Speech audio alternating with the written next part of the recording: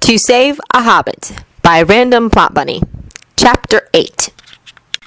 Thorin's face was thunderous as he stalked through the halls of the house Bard had given them for their stay in Laketown. He was livid, absolutely livid. Not only had they had to rely on an elf for their escape, and Thranduil's son no less, but his company had been keeping the biggest secret possible from him.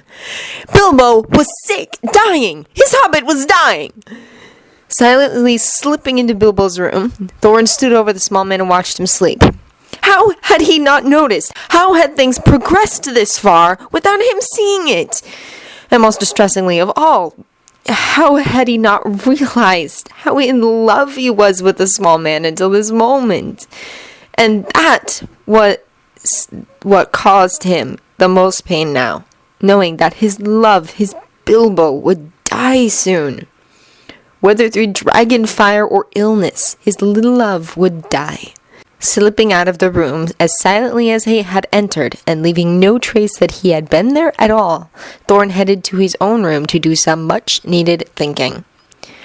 Nori watched from the shadows as his king stalked down the halls and into his room, and then he quickly slipped into Bilbo's room to keep a silent vigil over his friend.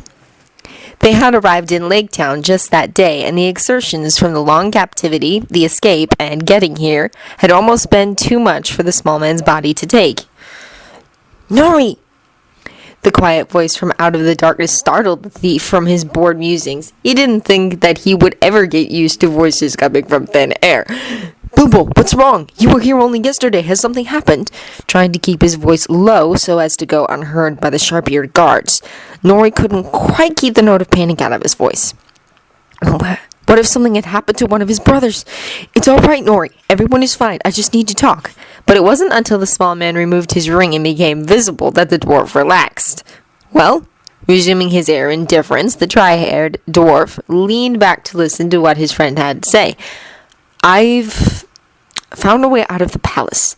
It took every ounce of self-control Nori owned to stop himself from giving a loud exclamation at this news. "Tomorrow night there's going to be a celebration. Almost all of the guards will be away from their posts at that time, and I'll need your help to get everyone out." Knowing that asking questions would just be wasting time needed for planning, Nori leaned closer to the bars and asked, "How can I help?" Once at the loading dock and faced with not only the barrels they were to ride in, but also all of their confiscated possessions, it became apparent that the Hobbit had had help putting this rescue into motion. And that help rounded the corner as soon after they had all gathered. "Are you all here?" the blonde elf asked, and Bilbo, before any weapons could be raised against the intruder, stepped forward to answer. "Yes, thank you, but are you sure you won't get into trouble for helping us?" The elf just smiled indulgently at that, much to the confusion and consternation of the watching dwarves. "I do believe that hobbits are the only race that would care if they were making life more difficult for their jailer by escaping. But to answer your question, yes, I'll be fine." And then he stooped down to embrace the small man in a gentle hug. "Take care of yourself, little one, and may the gods be with you." Stepping back to allow Bilbo to begin ushering complaining dwarves into the empty barrels, he had already yelled at them that it was the best plan to be had. The elf was then taken to one side by Thorin, with Nori conveniently situated to hear everything said. "Just why are you helping us, elf?" Thorin spoke harshly, but there was no mistaking the confusion behind his eyes. "My father, King Thranduil, may not like your family line, your majesty, but that doesn't mean that all elves hate dwarves. Now I must return to the upper halls before I am missed. Take care of yourselves, and the hobbit. Without him, I doubt I could have managed to gain your release."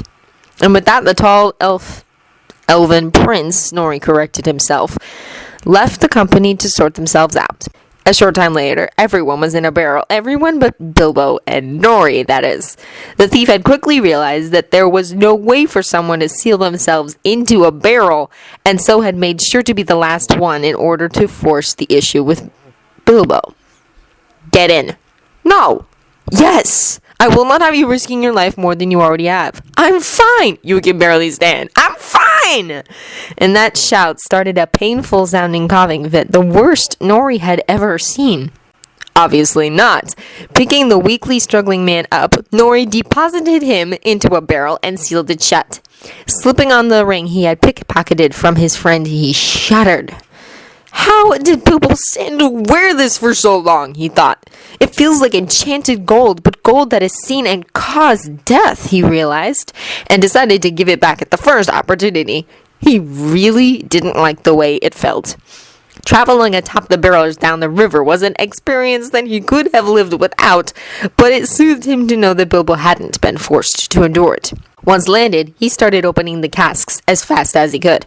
Upon finding an unconscious Bilbo in one of the barrels, Nori immediately rushed him to Oin. After examining the small man, the healer gave a heavy sigh. He's completely exhausted himself. I doubt he'll wake up anytime soon. What he needs is a soft, warm bed and several days to use it in. Thorn had looked about to ask something, but seemed to think better of it as he led the way to the lake-bound city of men. You saved his life, you know, Oin said as they marched. He would never have been able to hold on to the outside of one of those barrels for long, in the state that he's in. Ducking his head to hide his blush at the praise. He had received few in his life for doing good work. Nori quietly slipped the golden ring back into its normal pocket in the ragged waistcoat. The meeting with Bard had gone better than expected, and the company had been given a large house to rest in until they could move out towards the mountain. That first night, after Oin had reassured everyone yet again that Bilbo was doing fine, or as fine as could be expected, and after their first good meal since leaving Beorn's lands, Thorin gained everyone's attention and asked them all, "Just how ill is Bilbo?" They could tell that he was angry after being left out of the loop for so long. But they didn't know just what his reaction would be to the truth. It was Oin who finally broke the tense silence that had settled over the group. "It is the wasting sickness, and I'm afraid that there is nothing that can be done for him." Out of all the responses the company was prepared for, anger and yelling being the top two, Thorin went with the least expected. Calmness. "Just how long does he have?" The question was spoken only loud enough so that Oin's repaired earhorn could pick it up. Everyone held their breath in anticipation of the answer. They had all wanted to know, but none had had the courage to ask. "Well, that's a tricky one, that is. Before we left the Shire, if I had to guess, I'd say that he'd had at least 2 years left to him." "And now?" Thorin prompted when the healer paused. "And now? Well, with all the stress and injuries he's had, the lack of proper treatment over long periods of time, and the obvious refusal to eat, even though he knows that he needs to. Perhaps a few months now, maybe less."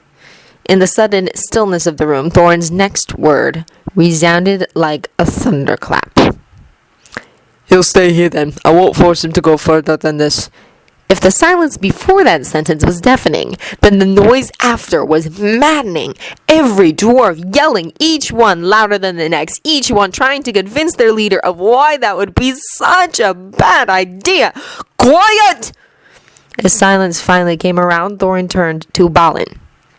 "And just what is your opinion of this? Surely it would be better for his health if he were to stay here." "Ah, yes, his health. Perhaps it would be better for his body to stay here where it was safe. But it wouldn't be good for his peace of mind." Turning fully to his king and longtime friend, Balin tried to explain it as best he could. In the Shire, he was safe, and might have carried on for years before his body finally gave out on him, but it was killing him on the inside. He had nothing to do but sit around and wait to die, and what was worse was that everyone around him knew he was dying and were just waiting for him to do so. Casting his eyes over the company a moment, he continued, "Everyone here cares for him, and we make him feel useful. He is happy with us. If we were to leave him behind now, abandon him after everything that we have gone through together, then I doubt that he would last Owen's predicted few months. He might not even last a week once we were gone." As everyone, especially Thorin, absorbed the implication of that statement, Balin finished up his meaty speech. "He has accepted his death as a given. He did so long before we ever met him. It is one reason, the main reason, that he came with us. So that he wouldn't simply waste away without a reason. You cannot take that choice away from him now. If you did, it would be a cruelty." After several long minutes, Thorin gave a sharp nod of his head and stood from the table. Everyone, get some rest. We begin preparing for the final leg of our journey tomorrow. Once our burglar is well enough to travel, we march. All could see the stiff lines of their king's shoulders as he walked out of the room, but none could fathom as to why Thorin would feel so strongly about the oncoming death of someone that he had barely been civil to on most of the journey. Nori? A small voice called from amongst the blankets and furs on the bed, dragging the thief back to the present to see a pair of sleepy eyes watching him. Yes, I'm here. You should go back to sleep. You need the rest. Is everyone... The small voice said, but it was too weak to finish the question. The dwarf knew what was being asked, though. Everyone's fine. We all made it and are fine. Sleep. As deep blue eyes gratefully closed once more, Nori settled into a chair. It would be a long night, but a friend was always worth it.